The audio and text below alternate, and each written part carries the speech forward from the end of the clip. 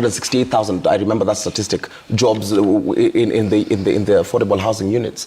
Those are jobs for, so you want to tell me that I went to school, studied all I studied, got my bachelor's degrees, some got masters, so that I can go and work as a Mjengo person. What am I doing to the people who've not had the right to education gotten to their doorstep? So a lot of these jobs, if we think about them critically, are not satisfactory. So when we criticize as Kenyans, we say that even in an economic meltdown, a state, to try and avoid this crisis, ought to employ in public safety, in education, and in public health. At the very least, these are the three sectors that a state, when we are undergoing an economic meltdown of sorts, should have employed. But we're seeing the doctors consistently on the streets.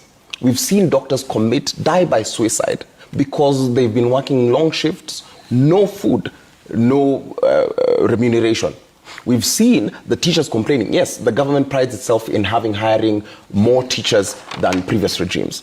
I would give that to them with a grain of salt. But even in the conditions that they're being hired on, the pay that they're being given is not commensurate to the kind of work that they do.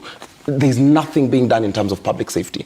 That the thing that this regime has consistently prided itself in is giving our brothers and sisters, our mothers and fathers, jobs to sweep the streets. I understand that we might be in difficult times, but by Jove, we can do better. This administration can do better and stop giving us the bare minimum, while the people at the top, because if you think about even the cabinet secretaries who came back, people who've been working for 30 years to amount a certain amount of wealth have gotten the same amount of wealth in less than 2 years.